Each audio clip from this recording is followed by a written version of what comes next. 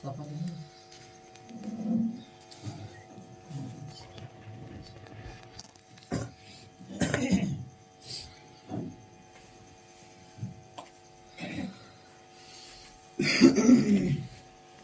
علیکم ورحمۃ اللہ وبرکاتہ۔ بسم اللہ الرحمن الرحیم، الحمد للہ رب العالمین، والصلاة والسلام علی سید المرسلین وعلی آلہ واصحابہ اجمعین، اما بعد۔ عن ابی ہریرہ رضی اللہ تعالی عنہ قال قال رسول اللہ صلی اللہ علیہ وسلم من تمسک بسنتی عند فساد امتی فلہ اجر 100 شہید، قال علیہ الصلوۃ والسلام۔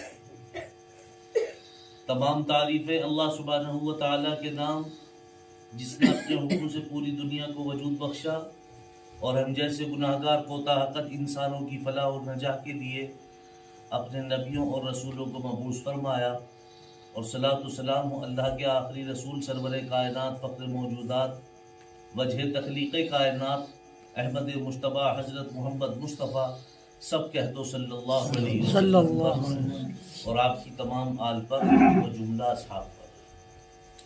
میں نے آپ حضرات کے سامنے ایک حدیث مبارکہ پیش کی، اللہ سبحانہ و تعالیٰ مجھے صحیح کہنے کی اور آپ کو صحیح سمجھنے کی اور اس پہ پھر ہم سب کو عمل کرنے کی توفیق نصیب فرمائے۔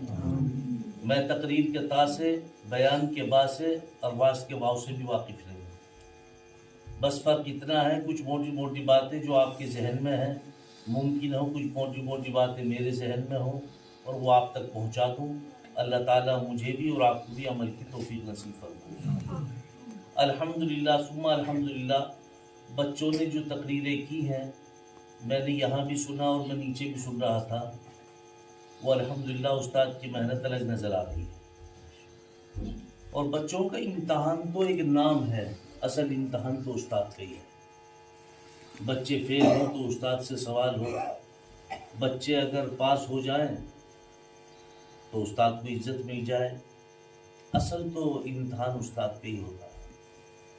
اور یہ بچے تو ایک آپ سمجھ لیں کہ ربر کی طرح ہیں، انہیں آپ چاہے جیسے موڑ لیں، جدھر کو چاہے ادھر کو موڑ لیں۔ ان بچوں کا مستقبل استاد کے ہاتھوں میں ہوتا ہے، ان استادوں کی انتھک کوشش محنت ان بچوں کو تپا تپا کر کندن بنا دیتی ہے۔ یہ وہ بچے ہیں جن بچوں کو بچے والے بھی نہیں سمجھ پاتے کہ بچے کا ذہن کیسا ہے، لیکن اللہ تعالیٰ نے یہ استادوں کو نظر شفقت فرمائی کہ وہ بچے پر نظر ڈال دیں، تو بھلے ہی استاد بادشاہ نہ ہو لیکن استاد کی محنت بچے کو بادشاہ بنا دیتی ہے۔ آج کا جو یہ ماحول ہے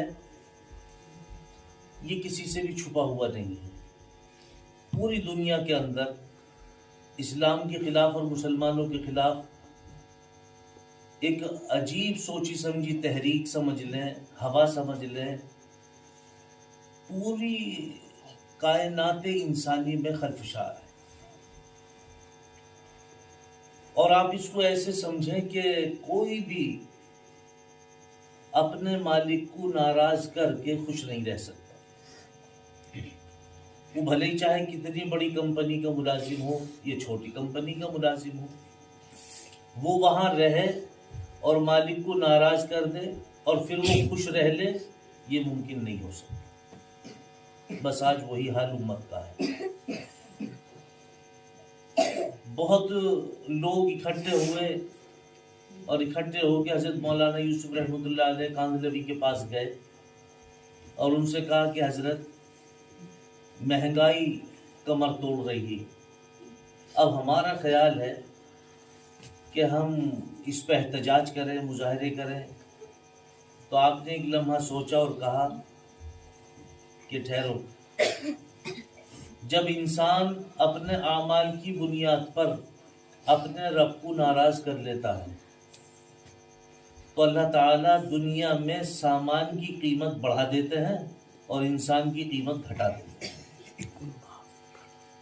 اور جب یہی انسان اپنے اعمال کی بنیاد پر اپنے رب کو راضی کر لیتا ہے تو پھر اللہ تعالیٰ سامان کی قیمت گھٹا دیتے ہیں اور انسان کی قیمت بڑھا دیتے ہیں۔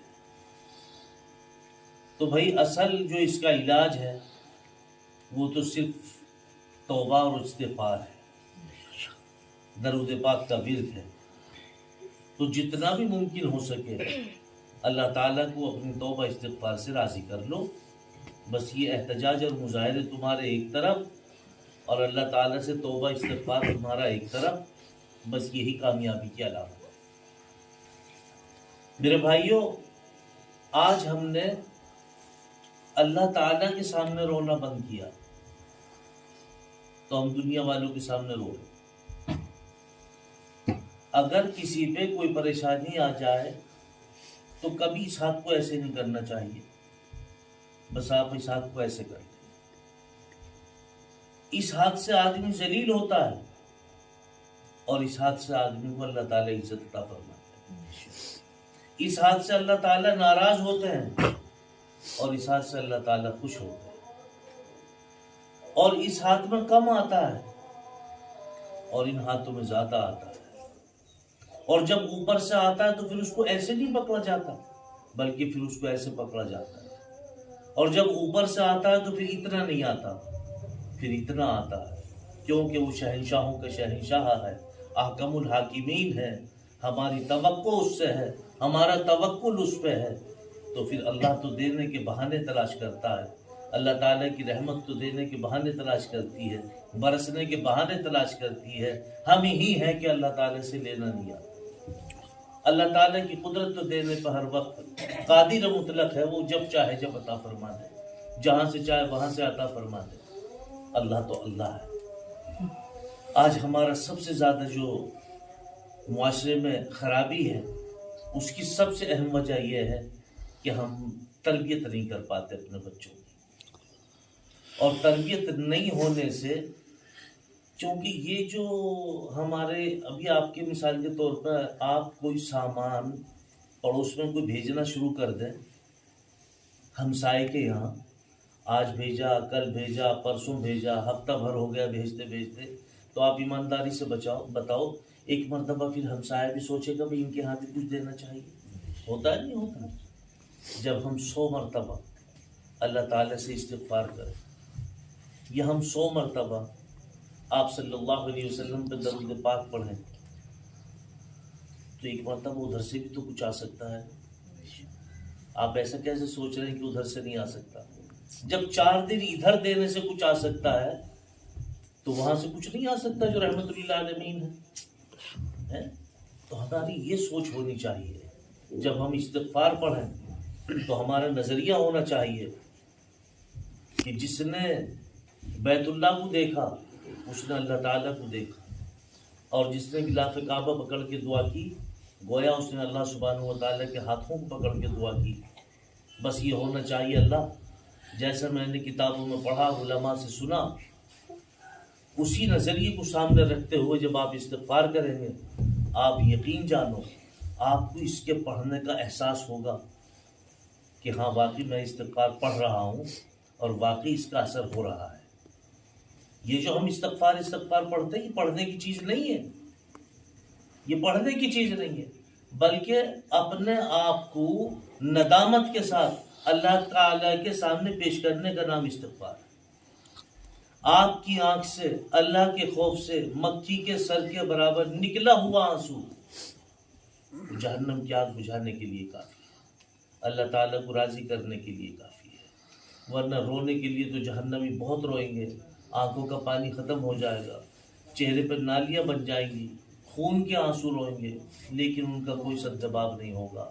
آج دنیا میں اگر آپ اللہ کے خوف سے، اللہ کے ڈر سے مکھی کے سر کے برابر آپ کی آنکھ سے آنسو اگر بہہ جاتا ہے، بس یہی آنسو جو ہے جہنم کی آگ بجھانے کے لیے کافی ہے۔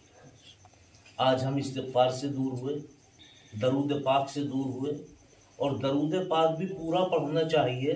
صلی اللہ علیہ وسلم اس کا کوئی وجود ہی نہیں ہے، نہ یہ عربی، نہ یہ ہندی، نہ یہ درود، یہ شیطانی دھوکہ، شیطانی وسوسہ۔ تو صلی اللہ علیہ وسلم کہہ دے، صلی اللہ علیہ وسلم کہہ دے، تیرا درود پاک پورا ہو گیا۔ جب یہ درود پاک ہے ہی نہیں تو پورا کہاں سے ہوگا؟ صلہ کے معنی تو خنجر مارنے کے ہیں. اور یہ ایک ایسی ہوا چل رہی ہے جس کو دیکھو اکثر صلی اللہ علیہ وسلم پڑھ رہے ہیں اور بڑے بڑے ڈوب رہے ہیں اس میں. لیکن تم ہمیشہ یاد رکھو، آپ کے سامنے اگر یہ بات آتی ہے آپ اس کو ٹوکو، اسے روکو. وہ پڑھ کے نہیں سنا رہے آپ کو، وہ سن کے سنا رہے آپ. صلی اللہ علیہ وسلم کسی کتاب میں ہے ہی نہیں. صلی اللہ علیہ وسلم سلام ہے، صلی اللہ علیہ وسلم کہیں نہیں. اس لیے جب آپ پڑھیں تو درود پاک پورا پڑھیں.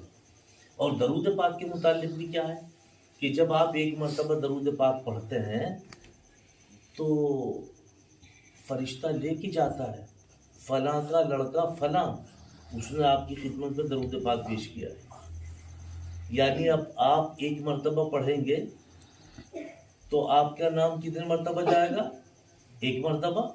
اور اگر 100 مرتبہ پڑھیں گے تو کتنے مرتبہ جائے گا؟ 100 مرتبہ.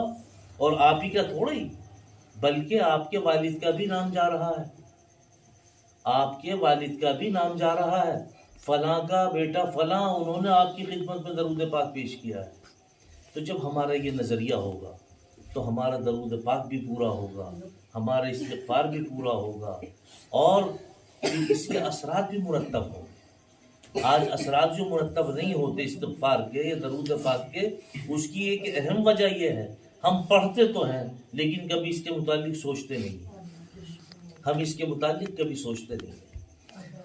مزید اب یہ جو مہینہ آ رہا ہے یہ ایسا بابرکت مہینہ ہے کہ تمام مہینوں میں سب سے افضل مہینہ رمضان المبارک کا مہینہ ہے. شہر رمضان الذی انزل فیہ القرآن وہدی للناس، یہ تو سب اللہ تعالیٰ نے قرآن کریم میں فرما دیا. ہم اس کے اوپر صرف اتنا سا سوچ لیں کہ یہ اللہ تعالیٰ نے ہدایت کی کتاب اسی مہینے کے اندر اتاری ہے. قرآن کریم کو اللہ تعالیٰ نے رمضان المبارک کے مہینے میں ہی اتارا ہے ہدایت کرنے کے لیے، جس میں ہدایت، حق و باطل کی تمیز یعنی نشانی، یہ سارا کا سارا کچھ جو ہے وہ اسی رمضان المبارک کے مہینے میں آیا. اب اس رمضان المبارک میں سب سے اہم کام جو ہمارے لیے وہ روزہ ہے. اچھا، اس میں شیطان کو بند کر کے ڈال دیا گیا ہے، لیکن کچھ لوگوں کی زبان پہ آتا ہے جب شیطان کو اللہ تعالیٰ نے بند کر دیا تو میاں پھر یہ گناہ کیسے ہو رہے ہیں؟ تو آپ ان کو بتا دیجئے کہ شیطان نے اپنا اثر اتنا چھوڑ دیا ہے کہ یہاں آنے کی اب اس کو ضرورت ہی نہیں ہے، آپ خود ہی اتنے لائق ہو چکے. بہت سے گناہوں پہ شیطان کی ضرورت ہی ختم ہو گئی ہے. انسان خود اتنا کچھ اس کے اندر ملوث ہو چکا ہے، وہاں شیطان خود شرم سے پیچھے ہٹ جاتا ہے کہ یہ میری ضرورت ہی نہیں. اور شیطان کہے گا بھی خدا کے ہاں قیامت کے روز، وہ کہے گا بھی کہ میں نے کہاں کر دیا، تم سب اپنے اپنے کام سے لگے ہوئے تھے. شیطان نے تو ایک مرتبہ لگایا، اس کے بعد میں تو تم ہی لگے ہوئے ہو. تو یہ بھی آپ سمجھ لیں کہ آپ کبھی شیطان کو سارا مرید الزام ٹھہرائیں. ہم سے کوئی غلطی ہوئی ہے، کوتاہی ہوئی ہے، اس پہ نظر ثانی کرنا ہماری ذمہ داری بنتی ہے. شیطان پہ استغفار پڑھو، لاہور پڑھو، یہ ایک الگ بات ہے. حفاظت کی دعائیں مانگو، یہ الگ بات ہے. لیکن آپ یہ سمجھ لیں کہ کام سارے آپ کریں اور تہمت بہتانی اس پہ ہی لگا دیں سارے، تو ایسا بھی نہیں ہے. غلط کام شیطان کراتا ضرور ہے لیکن پہلا قدم تو آپ ہی اٹھا رہے ہیں. اسی طرح سے میرے بھائی اب یہ رمضان المبارک کا مہینہ آ رہا ہے، یہ ایسا بابرکت مہینہ کہ اس میں اب کچھ لوگ جو صاحب ثروت ہیں، صاحب وسعت ہیں، وہ قرآن کریم اپنے گھروں میں پورا کرانا شروع کریں گے. 10 دن میں، 7 دن میں، 3 دن میں. خیر، ایک تو سنانے والا اور ایک سننے والا، یہ دونوں تو بالکل الگ ہیں. ان کا کیا معاملہ ہے یہ اللہ تعالیٰ جانتا ہے، یہ جانتے ہیں. لیکن ایک وہ جو صاحب وسعت ہے جس نے اپنے یہاں یہ تراویح کا اہتمام کیا ہے، اس کے پاس میں ایک اپنی یہ بات ہے کہ میرا کاروبار بڑا ہے، مجھے پتہ نہیں کس وقت جانا پڑ جائے، میں چلا جاؤں گا. لیکن میں نے اکثر دیکھا کہ جن کے یہاں تراویح ہوتی ہیں وہ لوگ پورے مہینہ وہیں رہتے ہیں، کہیں جاتے ہی نہیں. بڑے آدمی ہیں، کاروبار بڑا ہے، اس میں کوئی شک نہیں، لیکن وہ کہیں چلے جائیں یہ بھی نہیں. اچھا، اب جب ان کے یہاں قرآن کریم پورا ہو رہا ہے تو ظاہر بات ہے 10-20 آدمی ان کے یہاں آنے ہیں. اب یہ جو 10-20 آدمی ہیں یہ قرآن کریم سننے کے لیے پہنچ گئے. پہلی رکعت کے جو قرآن کریم ہے وہ امام صاحب پڑھ رہے ہیں اور یہ نوجوان طبقہ وضو خانے کے پاس میں بیٹھا ہوا مٹر گشتی کر رہے ہیں. تو آپ یہ سمجھ رہے ہیں کہ اللہ تعالیٰ اس کو نہیں دیکھ رہے. اللہ تعالیٰ ان تمام ہیلے بہانوں کو دیکھ رہے ہیں. اور یہ نظام مسجدوں میں بھی ہے. شروعاتی دور میں مسجدوں کے اندر نوجوان طبقہ جتنا مذاق کرتا ہے الامان والحق. ہم یوں تو کہہ دیتے ہیں ہماری دعائیں قبول نہیں ہو رہی. ہم کبھی یہ نہیں سوچتے کہ جو گناہ ہم روز کر رہے ہیں ان کی سزائیں ہمیں روز نہیں ملتی ہیں. اچھا نوجوان طبقہ، سمجھدار طبقہ مسجدوں کی بے ادبی کرتا ہے، مسجدوں میں مٹر گشتی کرتا ہے. جہاں بھی قرآن کریم 10 دن میں پورا ہوتا ہے وہاں اگر یہ جاتا تو وہاں بھی یہ یہی کام کرتا ہے. اور آپ ایمانداری سے بتائیں اگر کوئی قرآن کریم کی بے عزتی کرے تو آپ کو منظور ہے؟ لیکن آپ خود قرآن کریم کی بے عزتی کرتے ہیں. کب؟ جب امام قرآن کریم پڑھتا ہے اور آپ وضو خانے میں بیٹھے رہتے ہیں، آپ قرآن کریم نہیں سنتے، امام صاحب رکوع میں جاتے ہیں اور تم دوڑ کے رکوع میں شریک ہو جاتے ہو. نہ آپ ثنا پڑھتے ہو، نہ آپ تسلی سے نیت باندھتے ہو، نہ آپ پہلی رکعت کے قرآن کریم سنتے ہو. دوسری رکعت کا قرآن کریم سن لیا. اب آپ ایمانداری سے بتاؤ کہ تم نے سنا بھی تو آدھے قرآن کریم تو سنا. ایک بات. دوسری بات یہ ہے کہ آپ نے کچھ بھی نہیں سنا. جب آپ نے تسلی سے نیت ہی نہیں باندھی تو آپ کی نماز کیسے ہوگی؟ میں نے دیکھا کہ ایک پاؤں اس صف پہ ہے، دوسرا پاؤں اگلی صف پہ ہے اور اس نے ان درمیان میں نیت باندھ دی اور فوراً رکوع میں چلا گیا.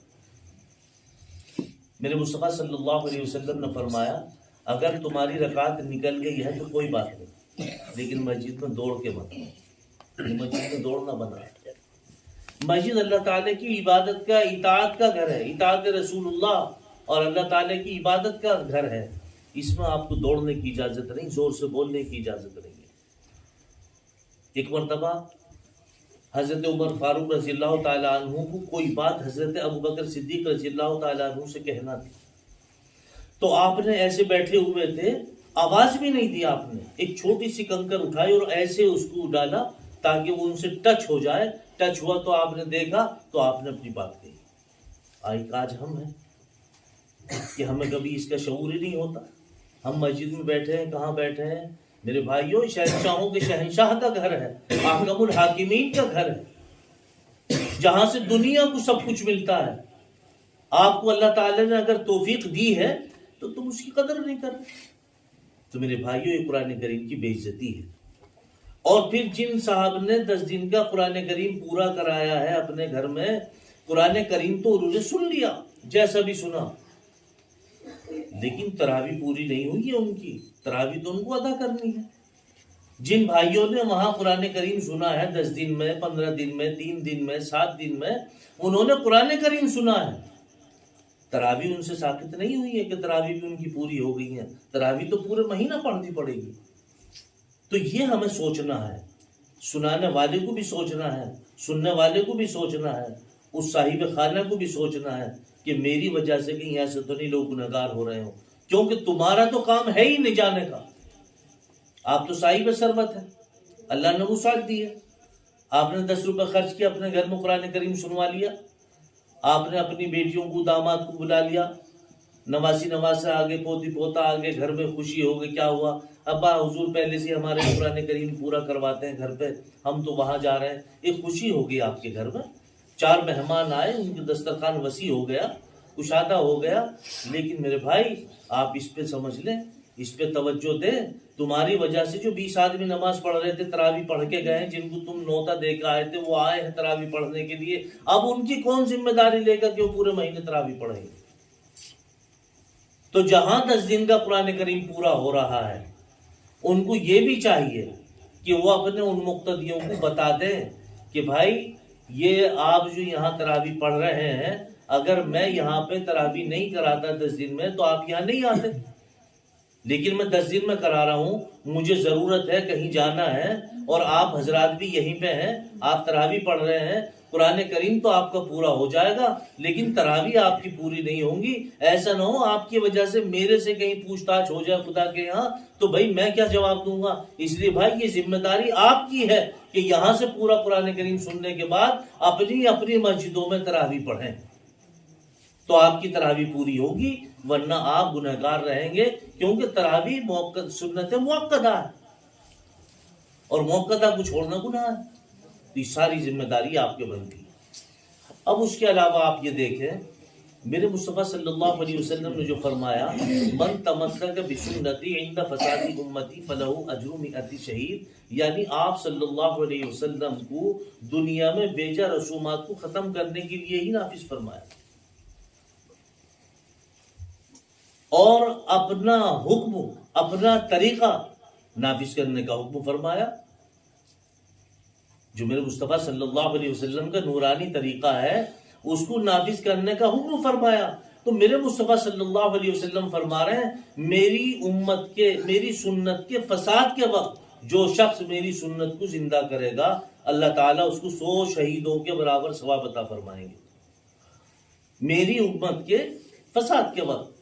اب یہ امت میں فساد ہے اس وقت پہ، ہم داڑھی نہیں رکھتے، گناہ ہے، گناہ کبیرہ ہے، جیسے کہ ابھی بھائی نے ہمارے کہا، حضرت مولانا ارشد صاحب نے، کہ سنتی تو ہے، یہ جو ہے کہ آپ کی سوچ، یہ جو لفظ ہے، یہ جو آپ کا طرز تکلم ہے، اس سے ایسا ظاہر ہو رہا ہے کہ سنت کی کوئی اہمیت ہی نہیں ہے۔ سنت ہی تو ہے، بغیر نکاح کے گھر میں عورت کو رکھ کے دیکھو، پتہ لگے گا سنت ہی تو ہے، سنت ہی تو ہے وہ بھی، تو پھر اس کو ایسے کیوں نہیں کرتے؟ ایک آدمی داڑھی نہیں رکھتا، گناہ ہے، گناہ کبیرہ ہے، لیکن ایک آدمی داڑھی کا مذاق اڑائے، یہ اللہ تعالیٰ کو بس برداشت نہیں ہے۔ اگر کوئی آدمی سنت کا مذاق اڑاتا ہے تو پھر وہ آدمی کفر تک چلا جاتا ہے۔ مفتی صاحب بیٹھے ہوئے، اس کو تجدید ایمان کی بھی ضرورت پڑ سکتی ہے، اس کو تجدید کلمہ کی بھی ضرورت پڑ سکتی ہے، اس کو تجدید نکاح کی بھی ضرورت پڑ سکتی ہے۔ میرے بھائیوں، آپ اپنی زبانوں سے ایسے ایسے جملے ادا کر دیتے ہو کہ آپ نکاح سے خارج ہو جاتے ہو، اور کبھی آپ کو توفیق نہیں ہوتی کسی عالم سے گفتگو کرنے کی، اپنے مسائل سامنے رکھنے کی، کیونکہ آپ اپنے مسائل اپنے آپ سامنے رکھتے ہو۔ نمازی نمازی سے مسئلہ پوچھ رہے ہیں، بے پڑھا آدمی سے مسئلہ پوچھ رہے ہیں، اپنے امام سے پوچھنے کو کوئی تیار نہیں ہے۔ میں رکوع صحیح کر رہا ہوں یا نہیں، میں سجدے میں صحیح جا رہا ہوں یا نہیں، میں نماز کے لیے صحیح کھڑا ہوں یا نہیں، میں سورت صحیح پڑھ رہا ہوں یا نہیں، میں رکوع سجدے کی تسبیح صحیح پڑھ رہا ہوں یا نہیں، میری نماز صحیح ادا ہو رہی، بالکل ایک دم یہاں آنے کے بعد بس سب جو کچھ کرے گا اللہ کرے گا۔ تو ایک پیسہ کماتا، لوگوں کو فریب دے کے، دھوکہ دے کے، اس میں کبھی یہ نہیں سوچتا کہ اللہ تعالیٰ سب کچھ دیکھ رہے ہیں، اس میں یہ ہے کہ اللہ سب معاف کرے۔ میرے بھائیوں، ہمیں سوچنا چاہیے، الصلاۃ معراج المؤمنین، نماز مومن کی معراج ہے، اللہ تعالیٰ سے مانگنے کا ذریعہ، اللہ تعالیٰ سے ملاقات کا ذریعہ۔ میرے مصطفیٰ صلی اللہ علیہ وسلم کی آنکھوں کی ٹھنڈک شیطان کا منہ کالا کرتی ہے، قبر کے اندر آڑ ہے، اور یہ وہ نماز ہے، قرآن کریم کو اللہ سبحانہ و تعالیٰ نے حضرت جبرائیل علیہ السلام کے ذریعے پہنچایا، اور نماز کو اللہ سبحانہ و تعالیٰ نے عرش اعظم پہ بلا کے عطا فرمائی۔ اس نماز کا آج حال یہ ہے ہمارے یہاں کہ بس ایک رکعت آپ کی جاتی ہے، اگر اطمینان سے آپ نماز پڑھیں گے تو 3 رکعت تو آپ کے ہاتھ آ رہی ہے، لیکن آپ کی یہ جلد بازی، اور یہ میں سمجھتا ہوں کہ آپ کی کم علمی ہے، کہ آپ دور سے دوڑے آئے، ایک پیر اس صف پہ اور دوسرا اس صف پہ، اور درمیان میں نیت مانگ لی، امام صاحب رکوع میں گئے، وہ کھڑے ہو گئے، تم نے نیت باندھی، ایک کم سے کم پوچھ تو لے، امام صاحب ایسا ہوا کہ میری یہ رکعت ہو گئی یا نہیں ہو گئی؟ تمہیں علم ہے خوب کہ میں شریک ہو سکتا ہوں یا نہیں، آپ زبردستی بات بنواتے ہیں، آپ اپنی کبھی ایمانداری سے پیش نہیں آتے اس معاملے میں۔ میرے بھائیو، یہ رمضان کا بابرکت مہینہ، آپ کی ہماری گفتگو چل رہی ہے تراویح کے اوپر۔ تراویح میں قرآن کریم کو سن لیا ہم نے، لیکن پورا قرآن کریم سن لیا، ایک سنت تو یہ ہے، اور ایک سنت یہ ہے کہ پورے مہینے تراویح پڑھ رہی ہے۔ اچھا، اب ہم کچھ لوگ ہیں بیٹھ کے تراویح پڑھتے ہیں، بیٹھ کے نماز پڑھتے ہیں، مجبوری ہے بیٹھ کے پڑھ لیجیے۔ الم ترا سے ہے، ٹھیک ہے پڑھ لیجیے، ورنہ یہ تو بیماروں کے لیے ہے، الم ترا سے پڑھنا بیماروں کے لیے ہے، مضبوط آدمی کے لیے تو پورا قرآن کریم سننا ہے، آپ اس کو پڑھیں۔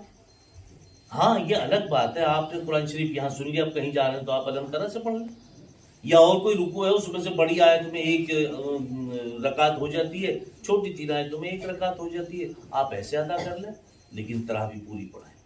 اس کے علاوہ یہ ہے کہ اس مہینے کے لمحے لمحے کی قدر کریں،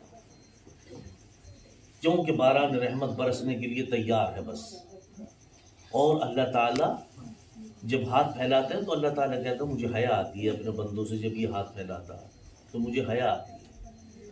یعنی اللہ تعالیٰ کتنے بڑے غیور ہیں، بڑے شرم و حیا والے ہیں، وہ نہیں چاہتے کہ میرا بندہ میرے سامنے ایسے لیکن پسند گڑ گڑانا ہے اللہ کو، اللہ تعالیٰ کو گڑ گڑانا پسند ہے، رونا پسند ہے، اور دنیا والوں کو آپ کا مسکرانا پسند ہے، ہنسنا پسند ہے۔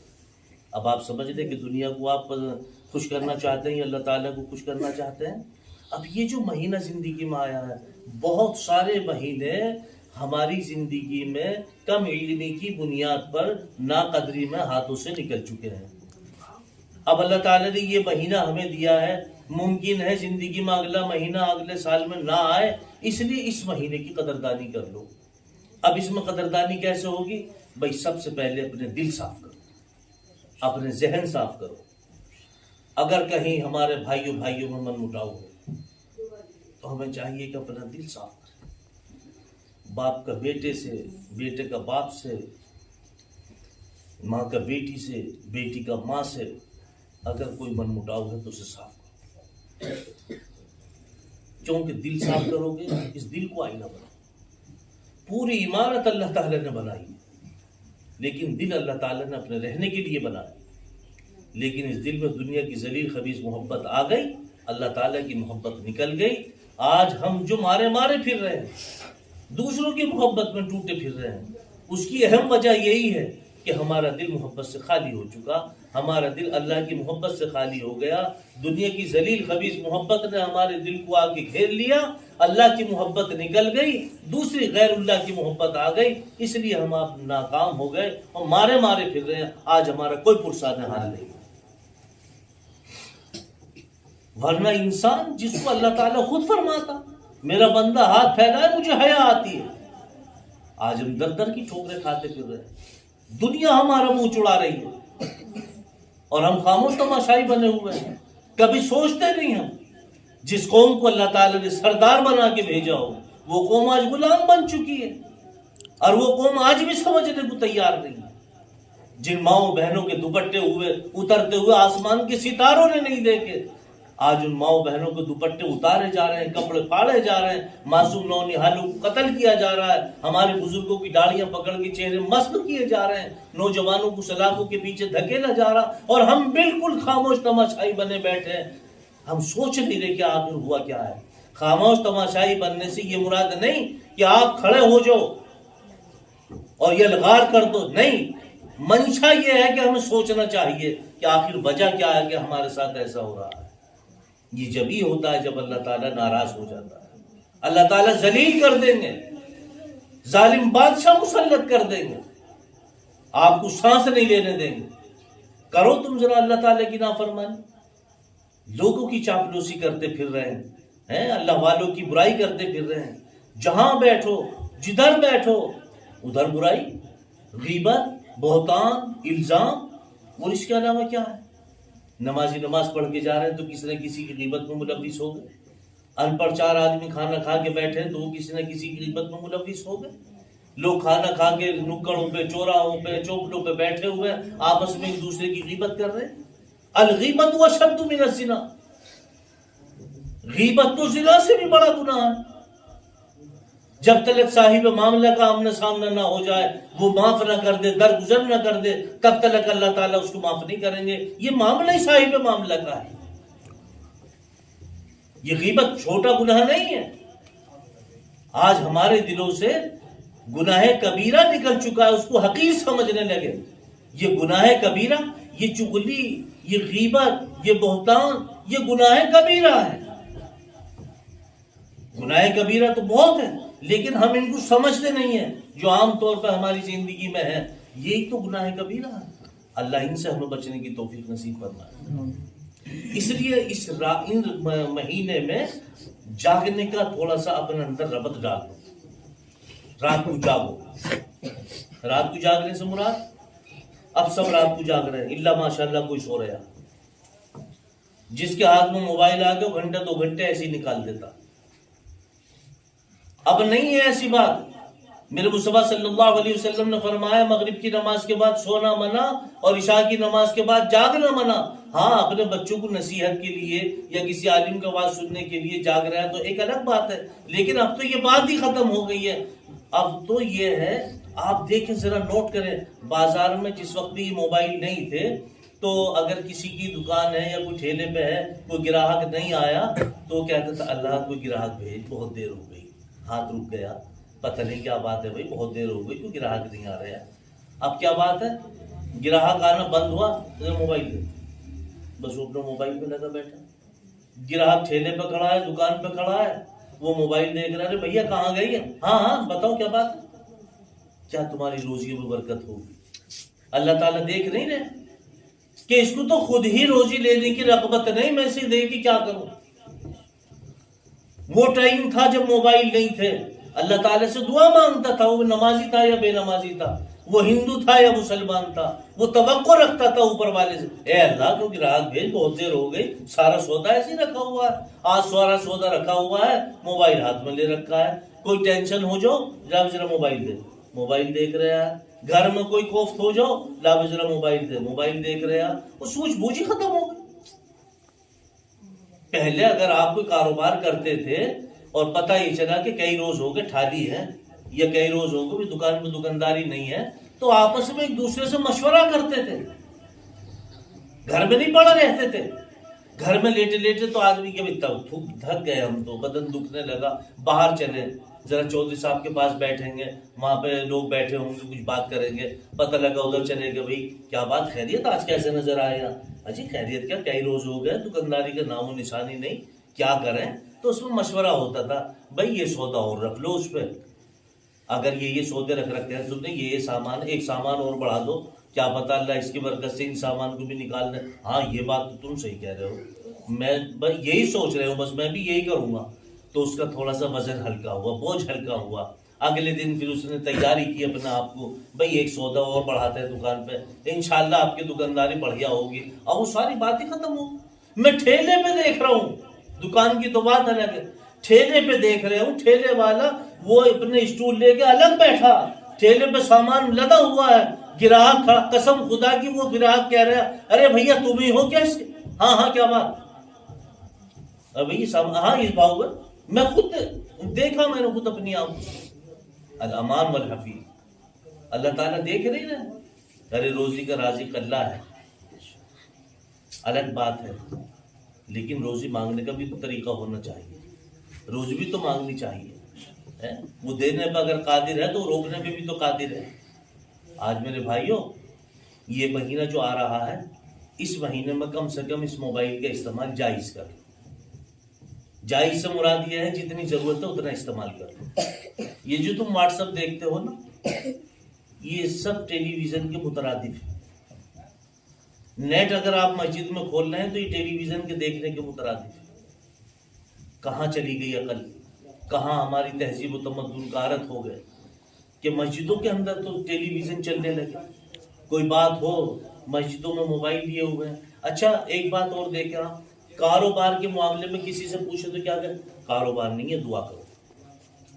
اور نماز پڑھنا آتا مسجد میں موبائل بند کرتا نہیں ہے.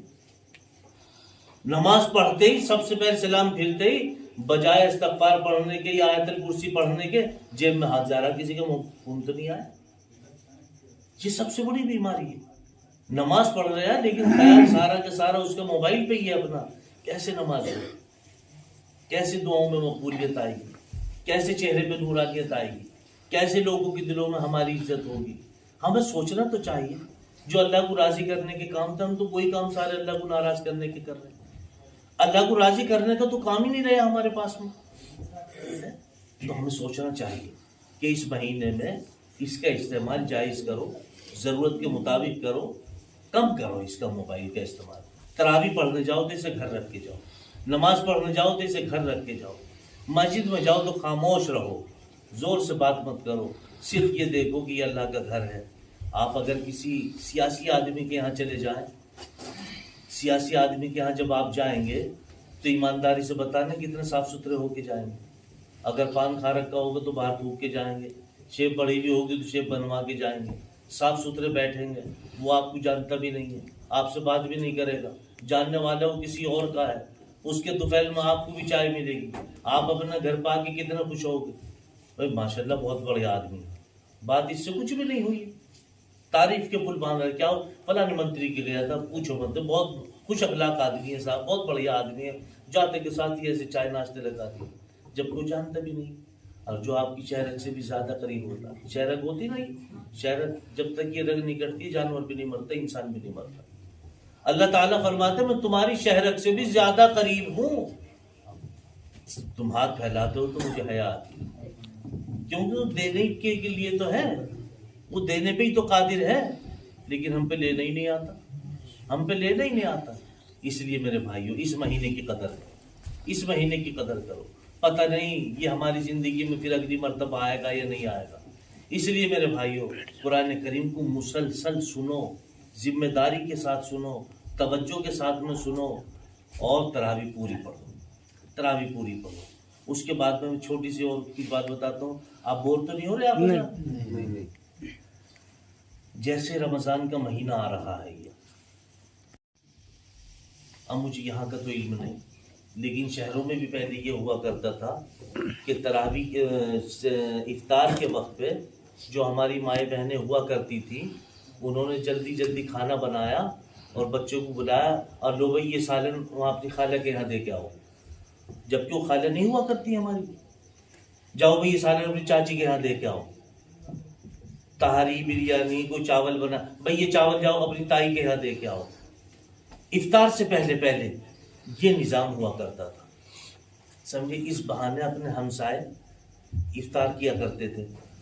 آج جو زمانہ ہے وہ یہ ہے کہ ہم افطار کی دعوت کرتے ہیں، بھائی دعوت افطار، اور ایک ایک آدمی کے سامنے اتنا اتنا سارا اتارتے ہیں. آپ یقین جانو ایک آدمی بھی ایسا نہیں جو پورا کھانا کھا کے جاتا، ایک آدمی بھی نہیں ہوتا پوری مجلس میں وہ اتنا کھاتا اور اتنا چھوڑ دیتا اور یہ سارے کا سارا کھانا ڈسٹ بن میں جاتا. تم نے کیا تو واقعی ثواب کی نیت سے تھا، لیکن اس سے ثواب ملنا تو بڑا مشکل ہے. یہ الگ بات ہے وہ کس بات پہ آپ کو نواز دے، ورنہ تو یہ جتنی بھی اللہ کی نعمتیں ساری کوڑے دان میں جا رہی ہیں.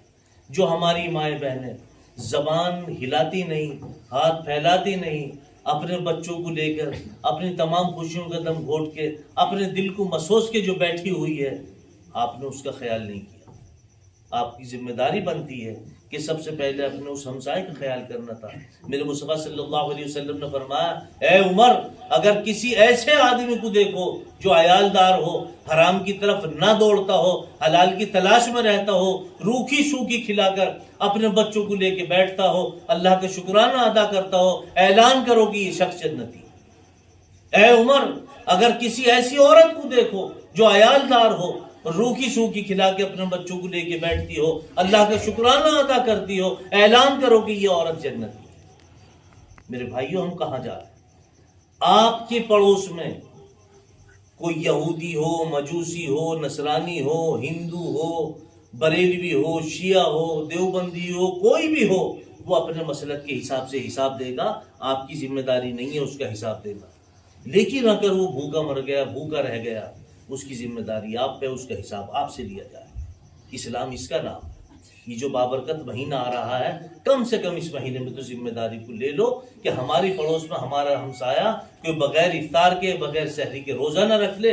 ہمارا ہمسایہ، اس کے بچے، اگر اللہ نے یہ نعمتیں ہمیں دی ہیں، ہم زیادہ صحیح لیکن بچوں کو تھوڑا تھوڑا ہی صحیح، کم سے کم اپنے ہمسایوں کا خیال رکھو. اسلام اسی کا نام ہے. زکوٰۃ جو ہے یہ اسلام میں ہمارے لیے ہے، یہ گھر خاندان والوں کے لیے، کنبے قبیلے والوں کے لیے، دوست احباب کے لیے، اہل و عیال کے لیے. اور اس میں کہنا بھی نہیں آیا تم زکوٰۃ دینا، اور ان کی جیب میں بند کر کے ڈال دو کہ تم ضرورت پوری کر لینا، پریشان مت ہونا. پتہ لگا اسی پہ 2 ثواب، زکوٰۃ بھی ادا ہو گئی اور آپ کا حسن معاملہ بھی ان کے سامنے آ گیا. اللہ تعالیٰ کو یہ پسند ہے. لیکن جو صاحب وسعت لوگ ہیں، صاحب ثروت لوگ ہیں، بڑے بڑے علماء جن کی لوگ زیارت کرنے کے لیے باہر ممالک سے آتے ہیں، ان علماء کو ہم جب بھیجتے ہیں زکوٰۃ کے لیے، صدقے فطرے کے لیے، وہ ایک صاحب وسعت آدمی ان علماء سے کہتا ہمارے یہاں تو ابھی ٹائم نہیں ہے صاحب، مغرب کے نہیں، ہم تو عشاء کے بعد میں زکوٰۃ ہمارے تقسیم ہوتی. وہ عالم دوپہر سے چکر کاٹ رہا ہے، دوپہر سے چکر کاٹتا پھر رہا ہے، عشاء کے بعد میں مسند لگ گئی ہے، 2-4 اس کے دوست بیٹھ گئے ہیں، وہ بھی آ گئے ہیں، پوچھا ہے کہاں سے آئے، فلاں جگہ سے آئے، پچھلے سال کی رسید دکھاؤ. اگر پچھلے سال کی رسید دکھائی تو اس سال بھی اس کو ملے گا، اور نہیں دکھائی تو اس کے لیے پھر سوچنا پڑے گا، شہادتیں دینی پڑیں گی. ارے خدا کے بندے، اللہ تعالیٰ نے تجھ پر زکوٰۃ واجب کی ہے، اب تجھ پہ یہ بھی فرض کر دیا کہ تو اب اس کو دیکھ کے دے اور چل کے دے. سب سے پہلے اپنے گھر کنبے قبیلے میں ہے. لیکن انہوں نے صاحب وسعت لوگوں نے ایک اپنا نظام بنایا اپنے گھروں میں زکوٰۃ دینے کا. یہ زکوٰۃ تو جا کے دینی چاہیے تھی، اللہ کا شکرانہ ادا کرنا چاہیے تھا. اللہ آپ کا بڑا احسان، بڑا کرم، آپ نے مجھے دینے والا بنایا، آپ مجھے لینے والا بھی بنا سکتے تھے. لیکن نہیں، چونکہ وہ علماء کے پاس بیٹھتے ہی، اور بیٹھتے ہیں تو یہ بات ہوتی نہیں، اتنا ٹائم نہیں رہتا ان کے پاس مجھے کچھ بات بتائی جائے. نہ وہ سیکھنے کی کوشش میں رہتے، نہ وہ اس کی کبھی جد و جہد کرتے. بس وہ تو یہ ہے کہ دیکھو جی کتنا آدمی آئے، اچھا کسی کو 500، کسی کو 1000، کسی کو 2000، کسی کو، اگر اس پہ 1 لاکھ روپے زکوٰۃ بنی ہے، وہ 1 لاکھ روپے کو چاہتا کہ میں 1000 آدمیوں کو تقسیم کروں تاکہ 1000 آدمیوں کے پاس میرا نام جائے. بات تو اصل یہ ہے، اللہ تعالیٰ آپ کے مال کو نہیں دیکھنے کا ہے، آپ کے اعمال کو دیکھے گا. آپ کے تمام اعمال کے جو دار و مدار ہے وہ آپ کی نیت پہ ہے، آپ کی نیتوں کو دیکھے گا. اگر واقعی آپ ادا کرنا چاہتے ہیں اس کو سلیقے سے ادا کرو، سلیقے سے ادا کرو.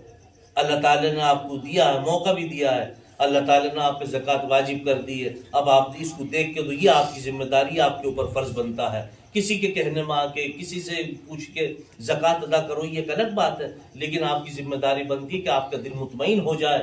سمجھو ان کو بتا کے دو کہ زکوٰۃ کا پیسہ آپ اس کو اپنی ضرورت میں لے لینا، اپنی ضرورت پوری کر لینا. لیکن سب سے پہلے اپنے ہمسایوں کا خیال رکھو، اپنے گھر میں اپنے رشتہ دار ہیں ان کا خیال رکھو. یہ بابرکت مہینہ ہے، لوگ اس کو کہتے ہیں بابرکت مہینے میں اللہ تعالیٰ کا کتنا بڑا احسان ہے صاحب، اللہ تعالیٰ نے کیسی کیسی نعمتیں ہمیں عطا فرمائی، دسترخوان پہ یہاں سارے پھل آ گئے، بڑی بڑی نعمتیں. میرے بھائی یہ برکت کا مہینہ اس کے لیے نہیں ہے، یہ برکت کا مہینہ اعمال کے اعتبار سے ہے. یہ برکتیں تو عید کے بعد میں کھلیں گی کہ رسد والے کے کتنے پیسے رہ گئے، دودھ والے کے کتنے پیسے رہ گئے، اور کپڑے والے کے کتنے پیسے رہ گئے. آپ یقین جانو لوگ اسی پہ توجہ دیتے ہیں کہ ماشاءاللہ دسترخوان پہ اللہ تعالیٰ نے کیسی کیسی نعمتیں اتاری. بھائی اللہ کا بڑا کرم ہے، بڑا فضل ہے. بعد میں پتہ لگتا کہ کتنے روپے کا قرض دار ہو گیا آدمی. یہ تو برکت کا مہینہ اعمال کے اعتبار سے ہے کہ اللہ تعالیٰ ان کو فرضوں کا ثواب 70 فرضوں کے برابر، 1 نیکی کرو 70 نیکی کے برابر، 1 روپیہ خرچ کرو 70 روپے کے برابر. یہ تو اس لیے ہے 70 درجے ثواب ملتا ہے. ان نیکی کے اعتبار سے، اعمال کے اعتبار سے بابرکت مہینہ ہے، مال کے اعتبار سے بابرکت مہینہ تھوڑا بتایا ہے. اس لیے میرے بھائی اس پہ بھی توجہ دو، اپنی نمازوں کو درست کرو، تراویح کو پورا پڑھو، اور اپنے ائمہ کرام کی عزت کرو. لوگ آئے اور انہوں نے کہا حضرت تھانوی رحمۃ اللہ علیہ سے، حضرت اب تو دن پہ دن بزرگ اٹھتے ہی جا رہے ہیں. آپ نے کہا ہاں بھائی، جب تمہیں ایسا لگے کہ بزرگ اٹھتے ہی جا رہے ہیں تو بس جاؤ اور کسی بھی مسجد میں چلے جاؤ اور اپنے مؤذن سے جا کے یا اپنے امام سے جا کے رجوع کر لو. جو نماز سے پہلے نماز کی تیاری کرے، اذان سے پہلے اذان کی تیاری کرے، اس سے بڑا کوئی بزرگ نہیں. بزرگوں کی تلاش میں مارے پھر رہے ہیں، بزرگوں کی تلاش میں مارے پھر رہے ہیں. ارے میرے بھائیوں، میرے مصطفیٰ صلی اللہ علیہ وسلم نے فرمایا جس کا چہرہ دیکھ کے اللہ یاد آ جائے بس وہ ہے، وہ اللہ کا ہے.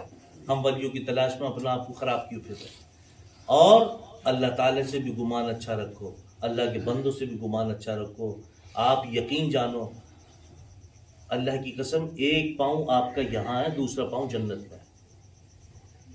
اگر یہ دل آئینہ ہو جائے، دل صاف ہو جائے، اللہ کی محبت آ جائے، بس آپ کا 1 پاؤں نفس پہ ہے دوسرا پاؤں آپ کے جنت میں ہے۔ اس لیے اپنے آپ کو تیار کرو کہ انشاءاللہ یہ آنے والے جو مہینہ ہے اللہ تعالیٰ ہم سب کو اس مہینے کی قدردانی کی توفیق نصیب فرمائے۔ نمازیں پوری پڑھنی ہے، سنت اور نفل کے ساتھ پڑھنی ہے، اور قرآن کریم کی ذمہ داری کے ساتھ میں پڑھنا ہے، مسلسل پڑھنا ہے۔ رمضان میں نہیں، پوری زندگی اس کو مسلسل پڑھنا ہے۔ آج قرآن کریم سے دوری دن پہ دن بڑھتی جا رہی ہے۔ پہلے مسجدوں میں قرآن کریم پڑھنے کے ایسے ہوا کرتے تھے کہ پوری سب بھر جایا کرتی تھی ہر نماز کے بعد میں۔ اب آپ دیکھ لو کتنے لوگ نماز پڑھ کے قرآن شریف پڑھ رہے ہیں۔ بھائی نمازوں کی پابند، قرآن کریم کو مسلسل ذمہ داری کے ساتھ میں پڑھو، اور مزید یہ اپنے علماء کی قدر کرو، اپنے ائمہ کرام کی قدر کرو، اپنے ائمہ کرام سے ملا کرو، ان سے تھوڑی سی دلجوئی کیا کرو، ان سے بات کیا کرو، اچھے اخلاق سے پیش آیا کرو۔ یہ آپ کی ذمہ داری بنتی ہے۔ جو لوگ عالم نہیں ہوتے وہ علماء کی اگر محبت کرتے ہیں، علماء سے رغبت رکھتے ہیں، اللہ تعالیٰ ان کے طفیل میں ان کی نسل و محل اللہ پیدا فرما دیتے ہیں، حافظ قاری مولوی مفتی پیدا فرما دیتے ہیں۔ اللہ تعالیٰ مجھے بھی اور آپ کو بھی کہنے سننے سے زیادہ عمل کی توفیق نصیب فرمائے۔ وما علینا الا البلاغ۔